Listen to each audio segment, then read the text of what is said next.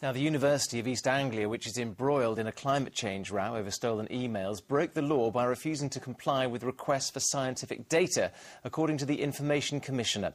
He says the UEA breached freedom of information rules in its handling of requests made by climate sceptics, but will not face action as the complaint was made too late. A review of procedures surrounding patient confidentiality has been launched by health chiefs after hospital records were found outside a supermarket in Norwich. The records, containing personal and clinical details of 11 elderly and vulnerable patients on the Mulberry Rehabilitation Unit at the Norwich Community Hospital, were found outside the Aldi store in Plumstead Road.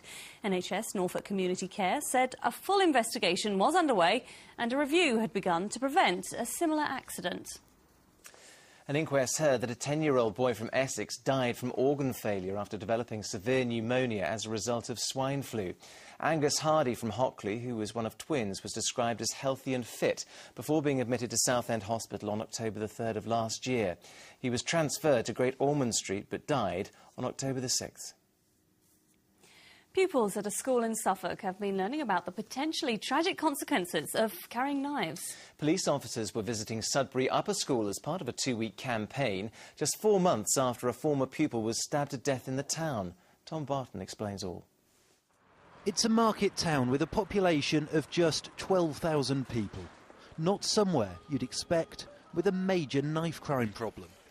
In fact, Sudbury has the lowest levels of knife crime anywhere in Suffolk, but that meant that this small town was shaken to its core when, last year, 23-year-old Lewis Watson was stabbed to death. Lewis was stabbed in the early hours of a Saturday morning last September. A local man, Andrew Rowlands, is awaiting sentence after admitting his murder. Lewis was a former pupil at Sudbury Upper School, where today local police were talking to Year 11s about the dangers of knives. Knives wreck lives, and it doesn't have to happen. We gathered a group of teenagers to get their views. As long as you don't get into trouble and as long as you're not carrying one, you're innocent. Things happen when you least expect it, so for all you know it could happen to you or even your friend. It's not a big issue like it would be in big towns, but I think it can happen. I think it's not that you worry about it less, but it's more of a surprise when it happens, I suppose, because you always expect it to happen like stereotypically, like in the big towns. The effects of carrying knives were illustrated by videos shown to the teenagers. I think, personally, when I was younger and I went to the school, it was socially unacceptable, if you like, to carry a knife. I want to get back to that, and I want them and the community to help us get towards that. There is also a knife amnesty in Sudbury for the next 2 weeks. The bins being used today by one man who didn't want to be identified. Lewis Watson's death, a reminder for locals that even one knife in the wrong hands can be so terribly devastating. Tom Barton, Anglia News at Sudbury in Suffolk. A cemetery in Norwich has been given Grade 2 listed status by English Heritage. The Rosary Cemetery in Thorpe Hamlet opened in 1821. Well, since then, it's become a haven for wildlife. It's England's earliest garden cemetery and was the first in the country to be non-denominational.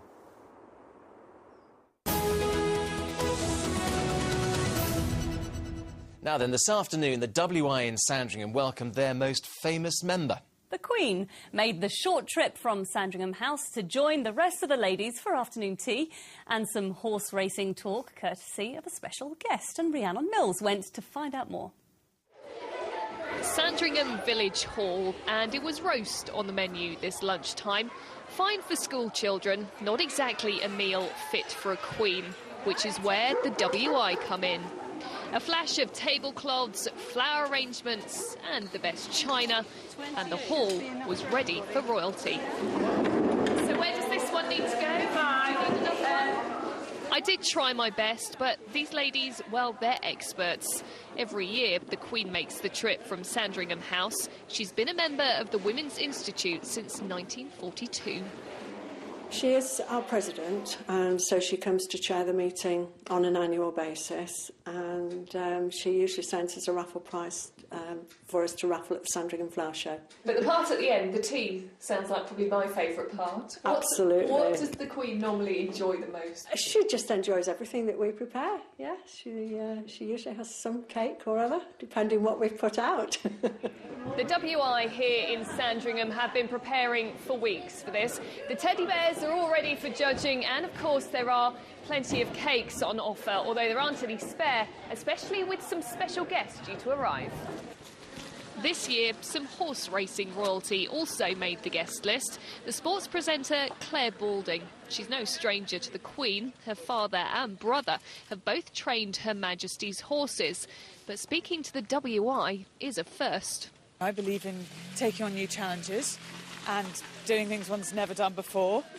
So I thought, right, can't be frightened of anything. I am a bit scared, to be honest.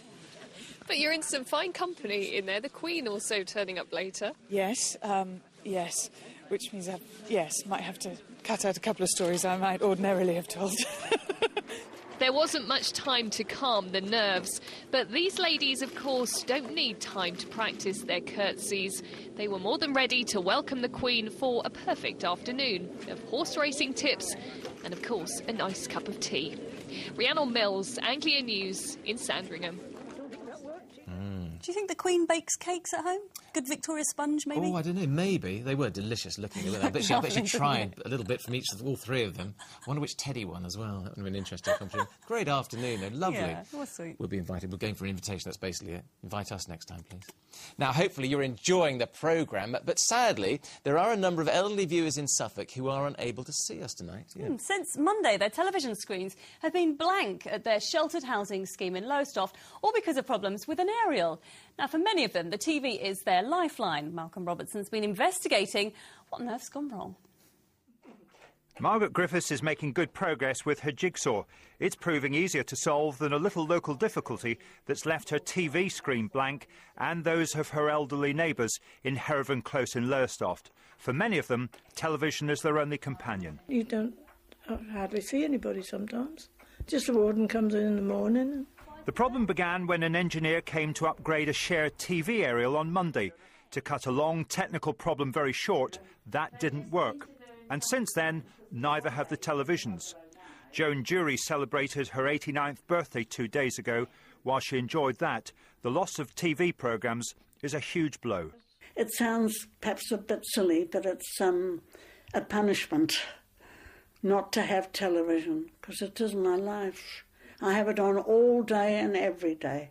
They're just hoping this issue at the meter box can be resolved quickly. Well, it's amazing that something seemingly so simple should be such a problem. The difficulty is that they need to isolate the fuse here. The question is, whose responsibility is it to do that? Is it the power generator, EDF, or is it the power supplier, E.ON? Well, those two companies are talking. They now have to decide who does it. Phyllis Rose can watch television at her daughter's nearby, but it's not the same.